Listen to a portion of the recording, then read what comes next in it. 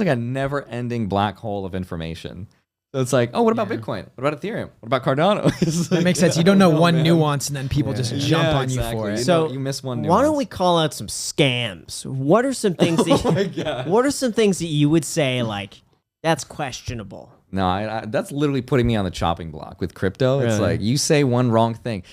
We've moved on to like a newer era of investing where if you say anything bad about anything, even if it's a blatant scam, like what was it? BitConnect. BitConnect was. Yeah. Even at that time, if you had said BitConnect is a scam, you would have been destroyed socially. Why do you think people take it so seriously? I think like take it personally. Yeah, that's a good question. Because the people that invest in the most speculative investments generally are not, I would say, the most clued in and the most, I don't want to say intelligent, but the most maybe educated about what they're doing. And they're, as a result, probably not the wealthiest either. And so to them, these investments represent their escape to freedom.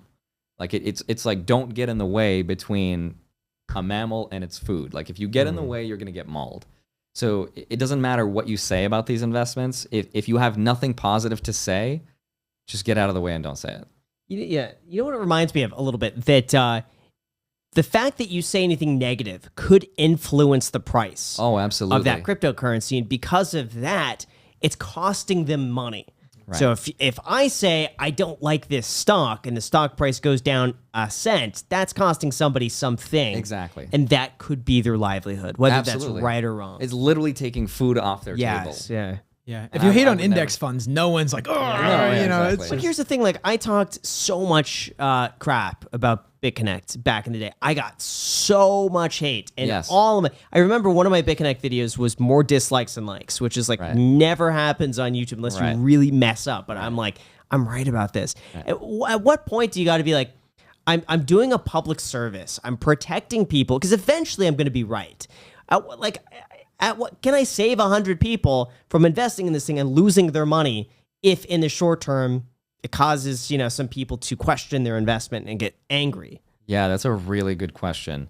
I guess that comes down to who you choose to be as a person, and I guess I've chosen not to be the moral arbiter of truth when it comes to things. Like I'll just let people find out for themselves, and I don't want to stand in anybody's way of making or losing money if that's what they want to do. I want to talk about what I enjoy and what I think is the best investment, and that's what I think, and I'm not going to try to put anyone else down, even if I believe that it's a scam. Completely unrelated to scams or anything. Andre, there was this video that you took down about this coin. Yeah. Unrelated to, what we were talking about. What can you say about that coin, without naming the coin? Oh, gosh. Wow, what coin is it? Oh, is it? You can talk about it. Yeah, we can talk. Okay, this is the first time. Yeah, wow. I don't know much about it other than the video that I made on it. Yeah. So just for anybody unaware, that was called the Million token, right? From TechLead. So he released that token. And I guess when he launched it, it was supposed to be backed $1 for every coin that he released. And it was only supposed to be $1 million. Well, it turns out that I think he initially put in like $50,000 into it. And he didn't have the full $1 million.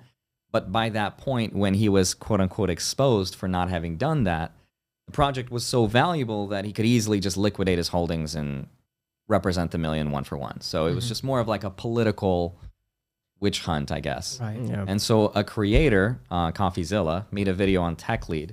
And they had this, like what I like to call the most toxic collaboration on YouTube I've ever seen. It was interesting. It was interesting. I like those back and forths. I can't stand those.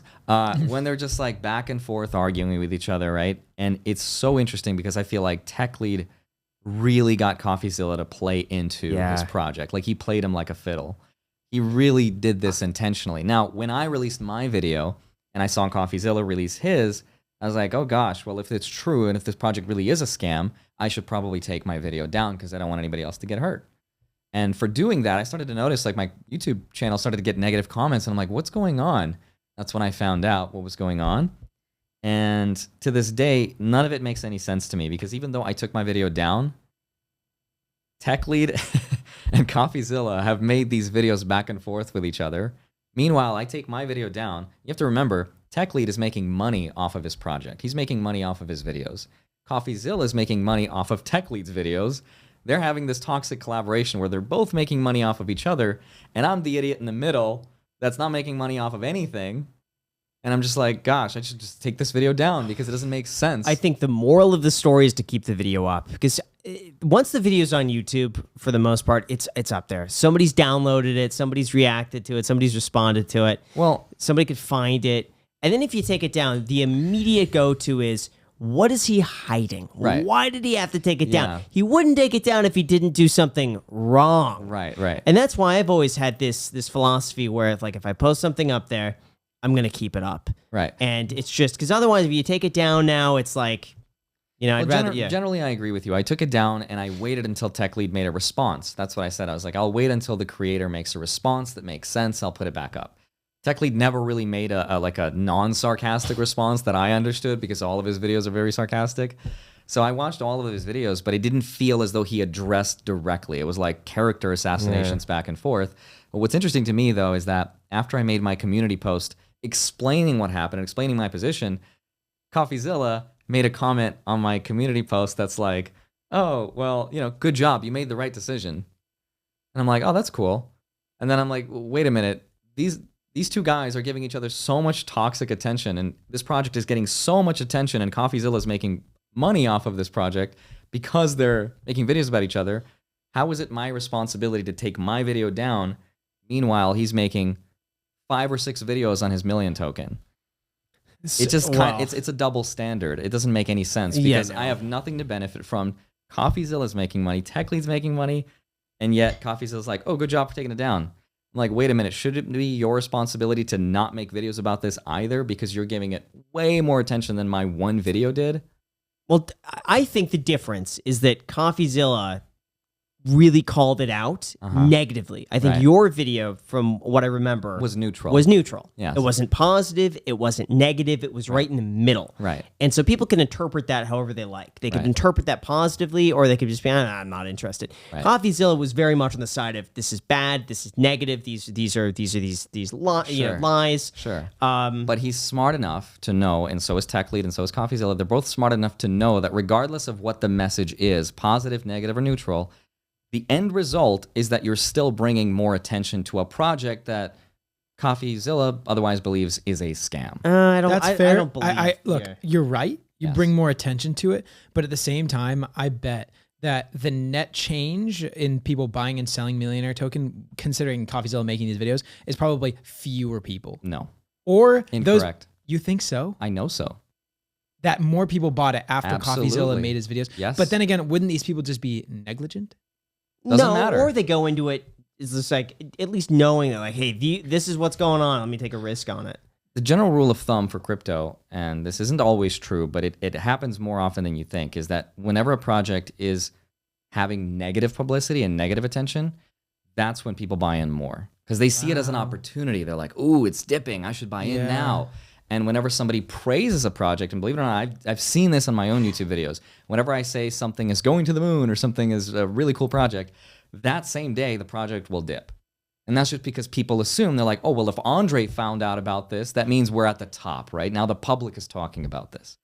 So to answer your question, that attention that they brought on the project actually had a net benefit effect. And I'm telling you, both of those guys are smart enough to understand that. So I don't want to be the mascot of the scapegoat for all of this negative attention. That's why I took the video down. I get that. I don't know. Don't blame you, yeah. As far as my thoughts, not that anyone asked for it. Right. I'm pretty much neutral on this too. I think a lot of the accusations that were made, not the biggest deal to me. I would see these things and just be like, all right, I think there's a lot of nuance there, and like not putting up a full million, it doesn't really seem needed. There is no evidence that he cashed out. He made money on the project, but he should make money on the project because he created it. I don't see that as an issue. It didn't have the most success. I mean, it mooned right when it launched. I mean, gosh, it went all the way up to 200 and something. It had like a $200 million market cap, which was nuts. Now it's down to like 16, 15 million. So whoever bought it 200 and it's now down at 16, they lost a lot of money. Lost a lot for sure. But for the people who bought in at $1, it was a smart concept. For sure. I mean, it was, part of me thinks it's like, not that I would ever do this, but like, why didn't I think of it? It was one of those things. Oh, yeah. Where it's like putting up $1 million as a social experiment and just back it with your own money for $1 million. I mean, like, there's nothing you could lose on that. I'm not discounting that as something I wouldn't try. Like, I would love to do that at some point. And just because he's done it doesn't mean that it can't be done again. I feel like that's something I would love to try at some point. I don't know. Like, I don't have plans for it. But I'm just saying, like you said, it's a great idea. It's a good idea. It's a great idea. I bet he had to have had so many lawyers looking through this, because the thing with Tech Lead is that he's not dumb. No, he's very smart. He is really smart. And I think he just thinks on like a level outside of what, like, most people are in this like sphere of like where they think. I think Tech Lead is like over here. And just thinking of all these abstract thoughts and ideas and what could happen, this and that. So I'm thinking he's planned like 5 moves ahead and isn't going to get sued, is not going to subject himself to the SEC. But there were some things he was saying, like it could go to the moon. This could be like some of that wording. It kind of got me where it's like, it feels like a security.